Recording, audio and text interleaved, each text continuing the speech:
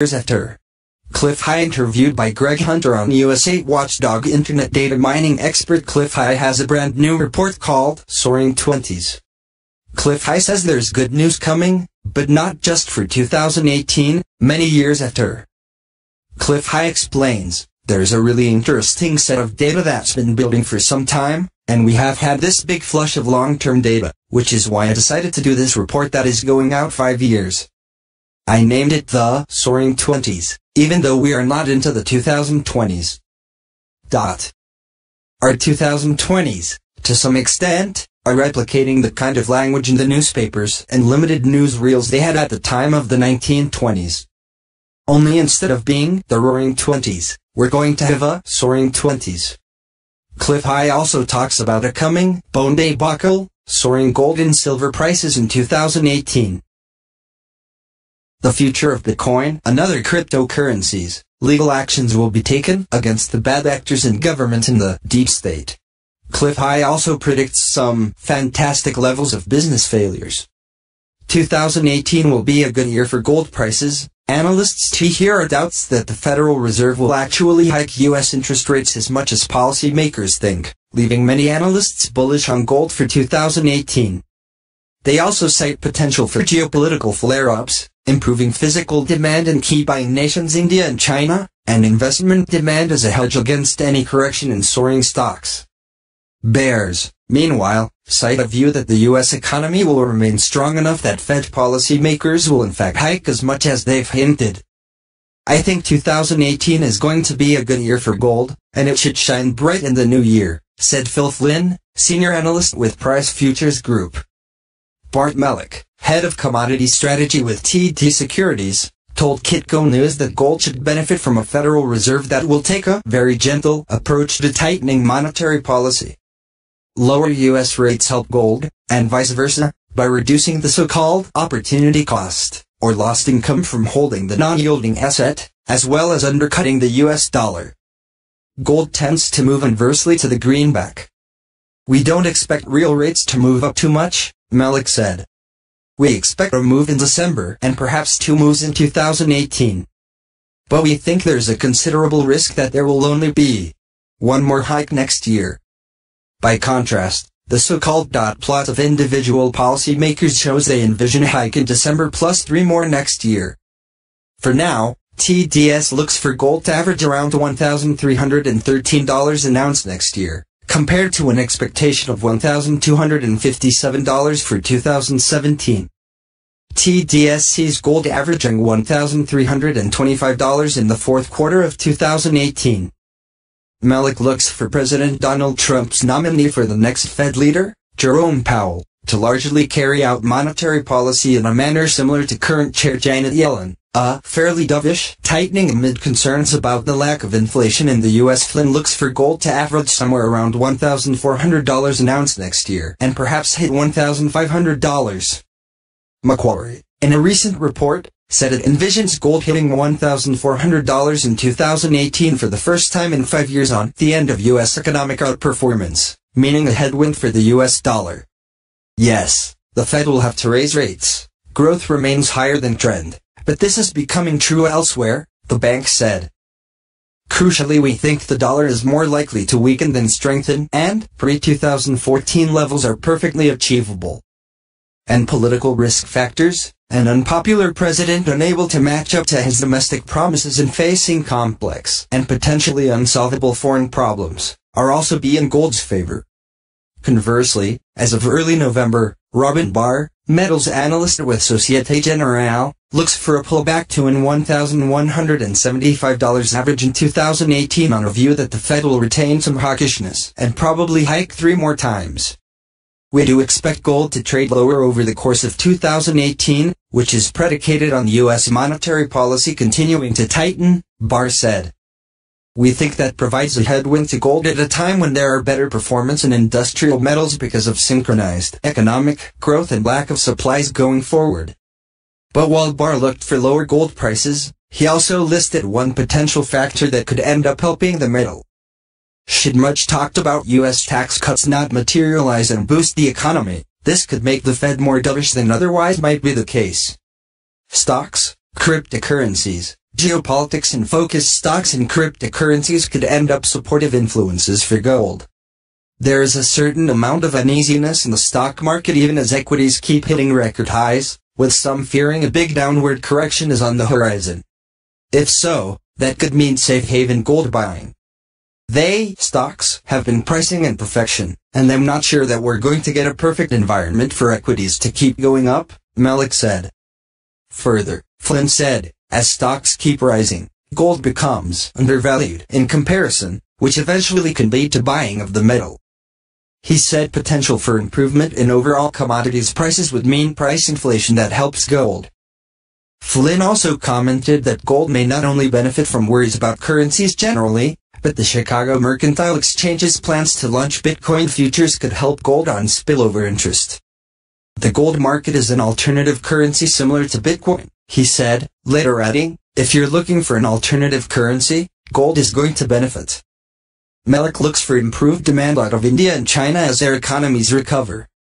Goldman Sachs has said demand in emerging market nations does best when incomes are rising and the populace can afford gold, whereas the metal tends to be bought by people in developed economies more as a safe haven during times of stress. Meanwhile, Barr cited a factor besides U.S. monetary policy that could end up hurting gold: what happens to interest rates in other nations. The European Central Bank and Bank of England have begun removing monetary accommodation, and Barr pointed out that Japan's economy is improving. Geopolitical factors come and go, such as the worries about war between the U.S. and North Korea, he said. The Middle East is continuing to simmer, with other terrorist threats around the globe, and that may provide some support from time to time, Barr said. Still, he said, the influence of geopolitics is more erratic in the sense that it ebbs and flows. Barr looks for central banks to remain net buyers of gold, although he said this may offer more of a cushioning effect for prices rather than a strong boost. He suspects that official sector demand will be less than during most of the past decade. How the silver price is trending now. All was pretty quiet for the silver price as we approached the December FOMC meeting early last week.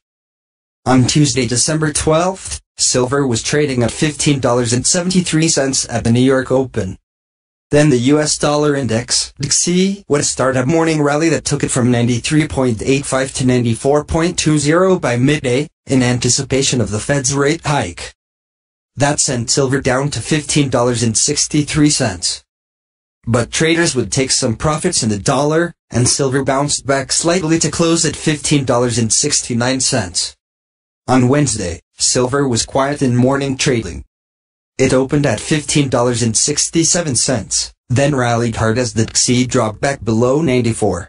Silver prices soared to $16.12 by 3 p.m. post-Fed statement, then retreated to close at $16.04. The DXY would reach 93.45 by 5 p.m. Don't miss. Executive editor Bill Patalon just saw something on his precious metals charts he's only seen twice in 20 years.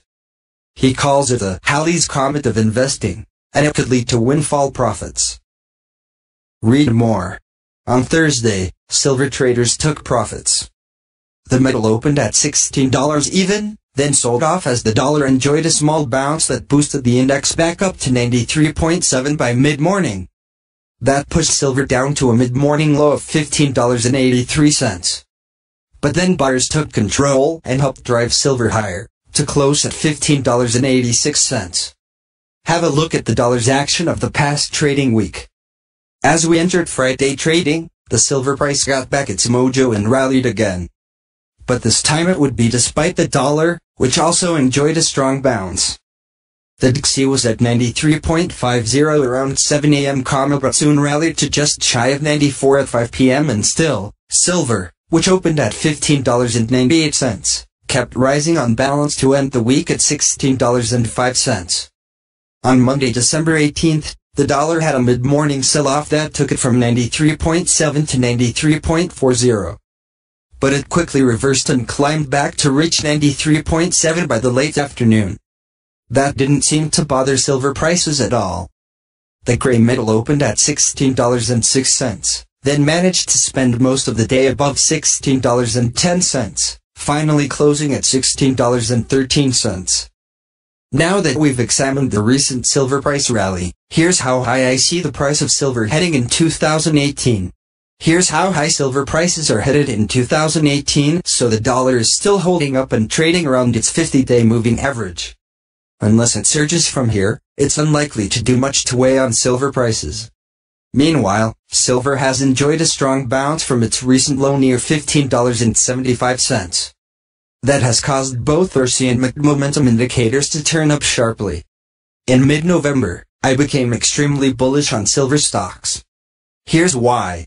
The silver stocks to silver ratio looked to be bottoming. Since then, it put in a strong reversal, and the momentum indicators have clearly confirmed this. And here's what happened to silver stocks. They look to have put in a bottom about 3 weeks later, just 4 trading days before the Fed's rate hike. In my view, silver stocks still remain your best contrarian trade right now. Although the bottom is likely in, there should be plenty of juice left in this trade, with $34.50, then $36 is the next likely targets for the global ex-silver miners NYSE, SIL. As for silver itself, I still see a strong chance for silver to reach the $17 to $17.50 range by year's end, then $20.50 in the first half. In the back half of 2018, I expect silver to keep climbing to the $22 to $24 range. About Money Morning gives you access to a team of 10 market experts with more than 250 years of combined investing experience, for free. Our experts, who have appeared on Fox Business, CNBC, NPR, and Bloomberg, deliver daily investing tips and stock picks, provide analysis with actions to take, and answer your biggest market questions. Our goal is to help our millions of e-newsletter subscribers in moneymorning.com. Visitors become smarter, more confident investors. Disclaimer, copyright 2017 Money Morning and Money Mat Press. All rights reserved. Protected by copyright of the United States and international treaties. Any reproduction, copying, or redistribution, electronic or otherwise, including the World Wide Web, of content from this webpage, in whole or in part, is strictly prohibited without the express written permission of Money Morning. 16 W. Madison St. Baltimore, MD, 21201. The post the silver price just jumped 2.5% and could soar another 50% in 2018 appeared first on Money Morning, We Make Investing Profitable. Wall Street Examiner disclosure, Lee Adler, the Wall Street Examiner reposts third-party content with the permission of the publisher. I am a contractor for Money Mat Press, publisher of Money Morning, Sure Money, and other information products. I curate posts here on the basis of whether they represent an interesting and logical point of view, that may or may not agree with my own views. Some of the content includes the original publisher's promotional messages. In some cases I receive promotional consideration on a contingent basis, when paid subscriptions result. The opinions expressed in these reposts are not those of the Wall Street Examiner or Lee Adler, unless authored by me, under my byline. No endorsement of third-party content is either expressed or implied by posting the content. Do your own due diligence when considering the offerings of information providers.